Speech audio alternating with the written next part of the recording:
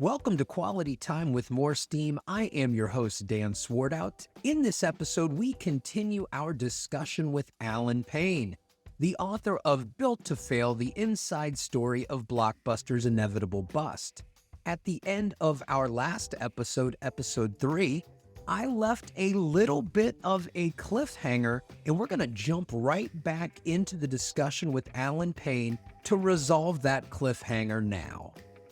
In the continuous improvement space, there's a term known as voice of the customer, where you listen to customer feedback and you really pivot your business to meet the needs of those customers. And one of the things I found fascinating about your book was that there was a study commissioned, I believe, by Blockbuster that said that the best thing about renting movies was finding something I have not seen before. And yet, Blockbuster greatly throughout the 90s and into the 2000s diminished those catalog titles, those older titles, while your stores reacted to that and supplied much more of those types of titles, correct? How did that sort of play out between your stores and the typical Blockbuster store? Well, we talked about earlier how when I moved to Blockbuster, we dramatically increased the rents of catalog product, and this was in the days of VHS. Right. So I think your question gets into the whole challenge of transitioning the business from VHS to DVD and all the opportunities that that brought. One of the biggest ones was the expanding catalog inventory, and we can talk about the reasons for that. But anybody listening to this that remembers VHS knows that the tapes wore out. Uh, Hmm. they because the tape actually ran across a head, and it would literally wear the tape out over time. They broke. You had to rewind them. You couldn't skip around the different scenes. You couldn't go click on subtitles or closed captioning. We didn't have any of those attributes until DVD came along. DVD started in 1997 and very quickly started to take over the business. And by 2004, it had pretty much taken it all over. It took about 7 years for it to happen.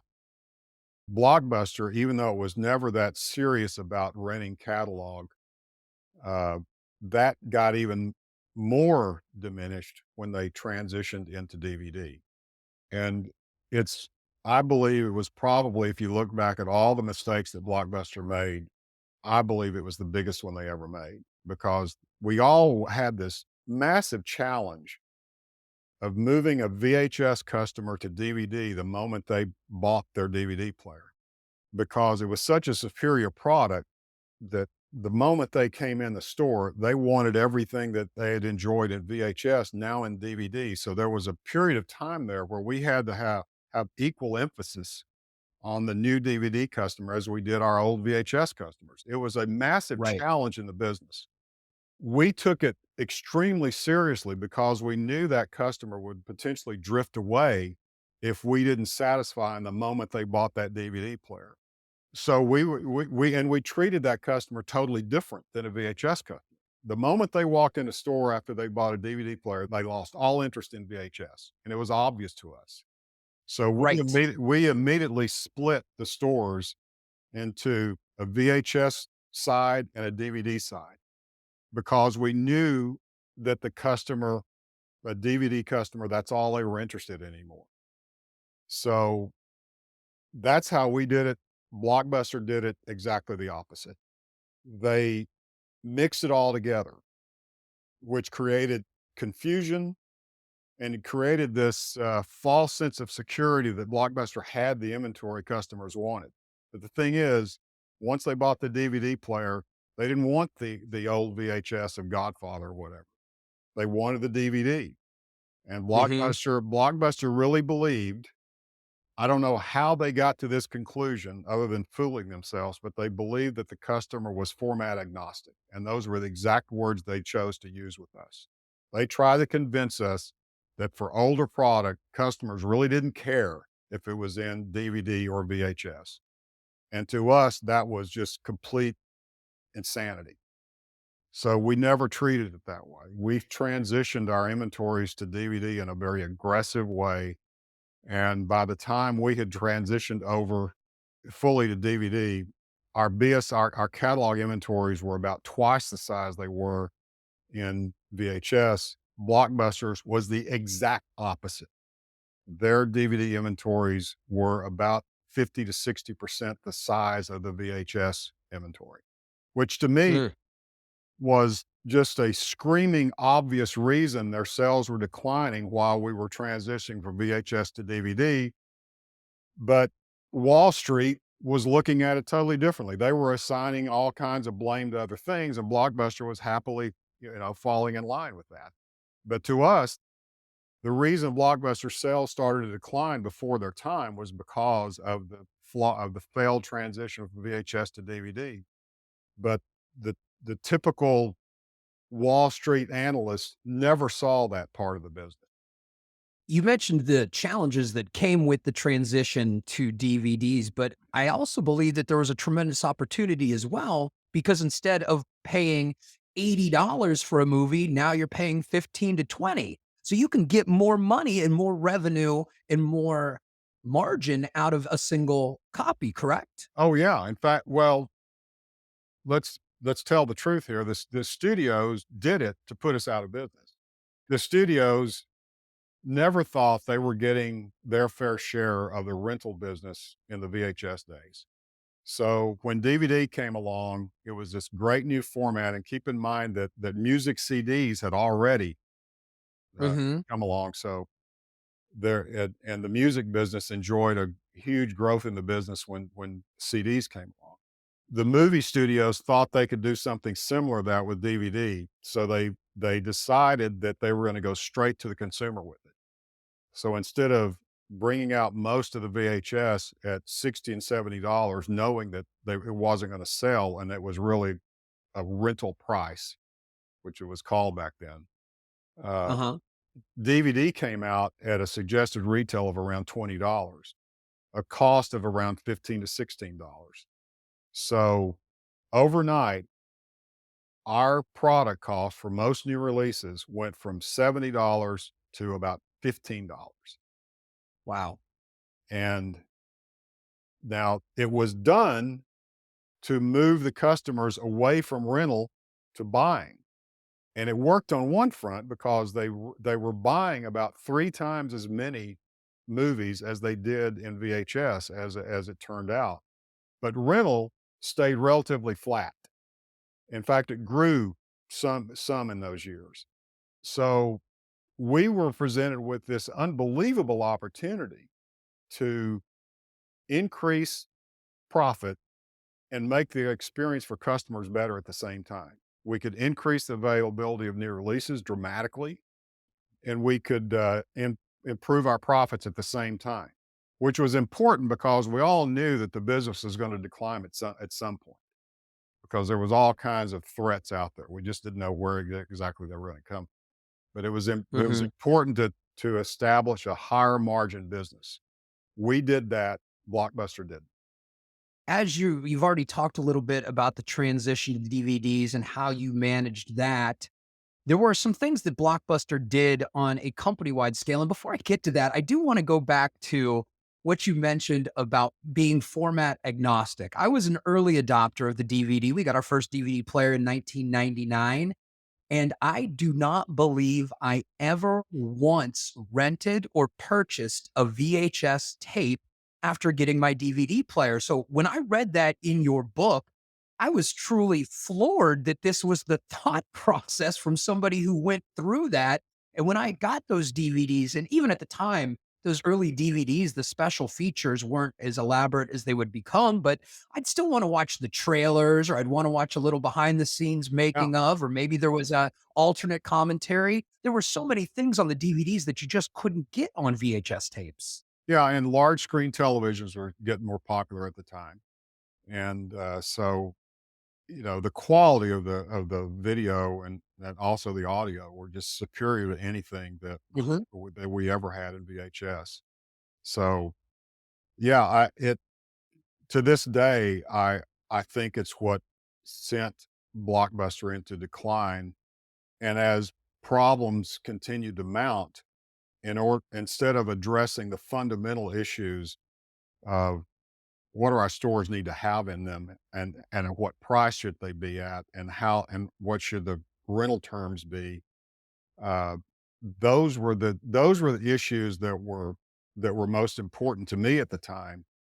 Yet Blockbuster chose to address most of their problems with gimmicks and promotions and things like that instead of addressing what the fundamentals were. At the time, Blockbuster probably had access to, or at least the ability to have access to, the most intricate, detailed, and vast amounts of data of the movie consuming public. Didn't really utilize that opportunity, and along comes a player called Netflix in those very early days before what we know of Netflix now. It was a by mail DVD service. You'd get the DVDs in the mail, then you'd return them and you'd get new ones.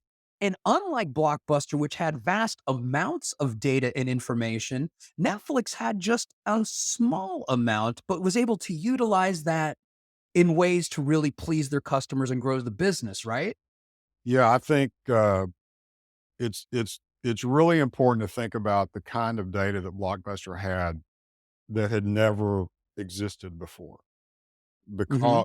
Because the rental business, we knew who it was and where they lived. We knew exactly who was renting what and what and their entire demographic profile, if we chose to Mhm. dig down that deep. Because if you knew where they lived, you could get the demographics of the area. Uh, so that was infinitely more detailed information than the studios ever had to Right. produce movies. The only way they could do research was to do, surveys of exiting movie viewers at the theaters. So we had this wealth of information, and because Blockbuster never really upgraded their data management systems, and frankly, I think all that was generated by just their lack of curiosity. If they'd have really wanted to know in detail how customers were moving and how what they were interested in by demographic and all those kind of things. Now they would claim today that they had that information and they use it effectively, but the facts scream otherwise. So along comes Netflix, and the really interesting thing about Netflix is that they built that business by renting what Blockbuster did not think was important. Right. Because Netflix, they couldn't effectively participate in the new release business, and they realized that very early on, and they're on the record as acknowledging. When a movie was in the mail going and coming, there was no way that they could maximize availability of new releases in an economic way. So they had to figure out a way to keep their customers happy with older product. That is such Mhm. an incredibly important point in this whole discussion because they figured out a way to do that and still do it today, while Blockbuster virtually ignored the issue. And the entire time of Netflix's growth in the buy mail business in the early 2000s, Blockbuster's availability of older product was declining while Netflix was exploiting that. And we called it back then. In fact, it was the term the long tail was created by an author named Chris Anderson, and Uh-huh. the internet was exploding at the time. And what was happening is that people were just their options were increasing, and they were starting to go back and and participate in the breadth of product that was out there because they could learn about it easily. Blockbuster never figured that out, and Netflix just exploited the heck out of it. That is something that could have been so vital. I look back at my own experiences at Blockbuster, and if I had gone into a Blockbuster and it worked almost like the Netflix algorithm does now or the YouTube algorithm works now, I go in and they say, "Hey, Dan, we know you enjoyed this movie because you like this. We think you might like this as well." That would have really made a difference, I think, to my renting habits, to my viewing habits, and to going to stores that I frankly stopped going to. What we viewed it as this massive opportunity because Netflix, as good as they were, their whole marketing program was a computer screen, Mhm. and ours was a whole store. So if we got you in the store, we could we could so much more effectively display all of your options, and you could hold it and grab it and look at it and talk to other people about it. It was a very dynamic time in the video business from our perspective because we saw that opportunity. And just to put in perspective, during this time in the early 2000s, as the business transitioned to DVD, we were renting in our stores, in an average store, 5 times as much catalog product as a Blockbuster corporate store. 5 Wow. times. And some of our better stores are renting much more than that. Our catalog inventory would be larger than the entire inventory of a typical Blockbuster. It was a completely different business to us than Blockbuster looked at it, just totally different. And and this is not to brag, this is just to state the truth.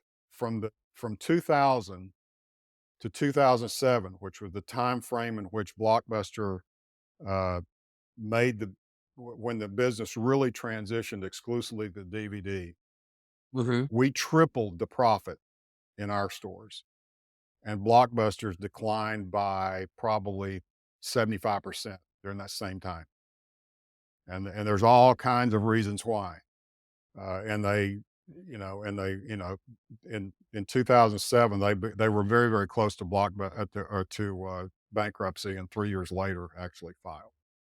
All the while your stores are still successful by listening to listening to the customer. The customer tells you what you want and you give it to them, right? Well, think about it. Uh, we know now that customers love to binge television shows. We didn't Uh-huh. we didn't really know it back then, but we were starting to find that out with DVD, because for the first time, watching television episodes at your house was an enjoyable experience because you could skip around and watch the episode that you wanted and all those kind of things. And it was so we had some stores in our group where 20% of the business was in television. Well, that business didn't even exist in VHS because it was so cumbersome to watch episodes. So we took that and built an entire new business because it and later on we find out that Netflix is when they did streaming, that's the whole thing. The whole binging thing. We're going to release the whole thing, watch a whole season at one time. Well, people were doing that with renting DVDs in those days, but they were doing it very little at a Blockbuster corporate store because the product was so expensive to rent. We would rent once a TV series hit about a year old in our stores, it would be $1 a disc for rent. Uh-huh. That would have 3 or 4 episodes on it. And a Blockbuster would look at that and say, "You're crazy. Why are you renting it that cheap?" Well, we were generating 3 and 4 times the volume of a typical Blockbuster store, and we were doing it with price. We have Netflix coming and doing the catalog titles, the older titles. And then there's another competitor that's really attacking the new releases, and that Mm. would be Redbox. Now, Redbox obviously probably isn't as well known today as it was 10, 15 years ago, but Redbox was a really significant competitor to Blockbuster as well, correct? It was huge. In fact, from a lot of perspectives, it was kind of the final nail in the coffin of Blockbuster because after Blockbuster had been beaten up more so by themselves than anybody, business had declined dramatically. And by 2005, 2006, Redbox was really up and going. And that was kind of the final death blow. Now, the story of, we called them kiosk back then. is it like you said, it's a story that doesn't get talked about very much, but the kiosk business actually started in around 2002, 2003. And in fact, it was a gentleman by the name of Greg Meyer who opened the first store up in a suburb in New York City, outside of New York City, I think. Very early on, he tried to sell his business to Blockbuster. So, Blockbuster was aware of what was going on in the kiosk business. Eventually, Redbox came to dominate it because it had a big parent company in Coinstar, uh, Hmm. and actually McDonald's was a partner in it early on. So they had the money and the infrastructure to roll it out faster. And eventually, they actually bought Greg Meyer's company, DVD Express, and all that time, Blockbuster was aware of what was going on and had multiple opportunities to buy uh, both of those companies and turned it down. Never even gave it serious consideration. So those businesses focused almost exclusively on new releases because in those little machines they couldn't carry a broad selection of titles. So Right. their whole thing was to conveniently locate them at major retailers and rent new releases a day at a time for less than half the price of what you could rent them for at a Blockbuster.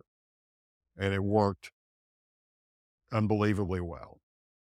Uh, and even though they never got near as big as Netflix, they did infinite damage to Blockbuster and to our stores as well. We would have in some of our markets, there would be 7 or 8 Redbox kiosk on the same intersection as one of our stores. So it was a big deal, but we had other ways to deal with them. We had our massive catalog inventories that people could come and rent cheap.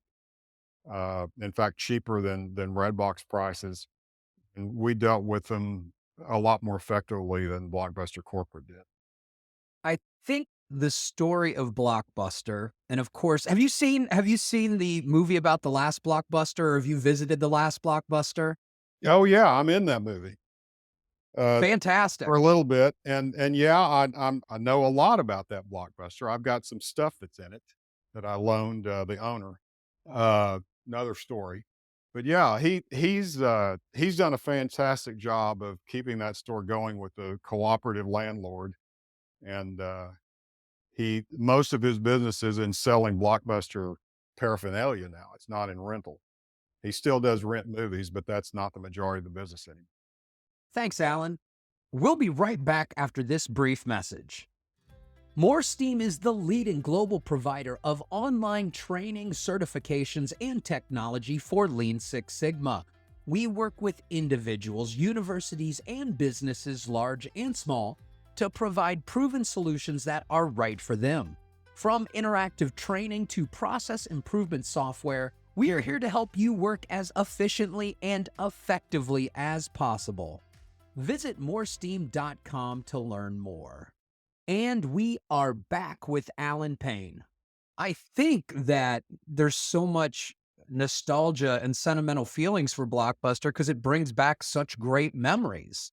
You go to the local Blockbuster, you pick out a movie, you gather with friends, you watch the movie, you talk about movies. It was such a part of being in America in the 80s and 90s, and it brings back such great memories. And I think that's one of the reasons that people are so interested in this story because how could something so big and so much a part of the fabric of American life go away so quickly? It brings back so many good memories. And I imagine when you talk to people today, they tell you about all the great memories they had at Blockbuster stores over the years.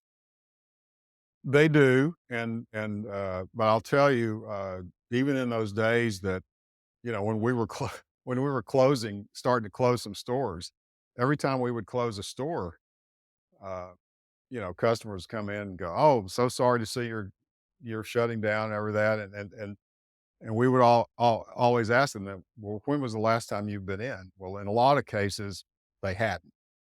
So Hmm. as much as people loved it, they were moving away from it as well. And they just did it a lot slower from our stores than corporate stores. And if Blockbuster had done everything perfect, I still don't think there would be hardly any Blockbuster stores around today. There might be a handful, but there wouldn't be very many. So, as much as we like to look back at it and think of it as, the good old days, the truth is that people were gradually moving away from it. I just think that Blockbuster made it happen a lot faster than it should have happened. When I was reading your book, I never really thought about it at the time. Why did I stop going to Blockbusters? But as I was reading your book, I kind of put the puzzle together in my head. I love catalog movies. I liked knowing that I could buy a movie at a grocery store for a couple bucks cheaper than a Blockbuster. I had no interest in purchasing retail electronics or shirts or books at Blockbuster. And it just painted the picture of something that I'd go to 35, 40 times a year to maybe 3 or 4 times a year. And it just really illustrated why that happened for me, something I never thought about in real time as it was happening. Yeah, so in our stores, people had more of a reason to come, so they kept coming longer, because we had so many more movies, and I hate to keep drumming on it, but it really was what made our store so much different. Our big stores would have 25, 30,000 DVDs in them, and Wow. and and a typical Blockbuster had 6 or 7. It was just a radically different approach to it, and it's why our customers stayed engaged longer than a corporate Blockbuster store did. Alan, what are you doing nowadays? Well, I wrote that we closed our last store in 2018, which was 8 years after Blockbuster filed bankruptcy. So I was busy up to then, and then I took a couple of years to write the book and got that out a couple of years ago, and haven't been doing anything recently except selling my sailboat more and playing a little golf. So Sounds like a good way to spend your time. I like both of those things. yeah, Huh. I loved the book, and I'm so glad you were able to join us today. Book is called Built to Fail: The Inside Story of Blockbuster's Inevitable Bust. I read this book, and I'm so glad that you agreed to come on to the podcast. And we really just scratched the surface of the story. yeah, So I highly recommend reading this book if you're at all interested in business, if you're interested in inventory, if you're interested in voice of the customer. This book jumped out at me as one of the most interesting books I've read over the last few years. So I really appreciate you being on the show, Alan. Thank you so much. thanks. It's great to talk to you. Thank you so much, Alan, and thank you for listening to Quality Time with MoreSteam. You can email the show at qualitytime@moresteam.com. And if you enjoyed the show, please leave a rating or review on your favorite podcast service. Also, please go ahead and visit our website, moresteam.com, to learn about the software and tools that can help you solve problems, eliminate waste, and do things better. We'll be back in 2 weeks with more Quality Time with MoreSteam. Thanks again.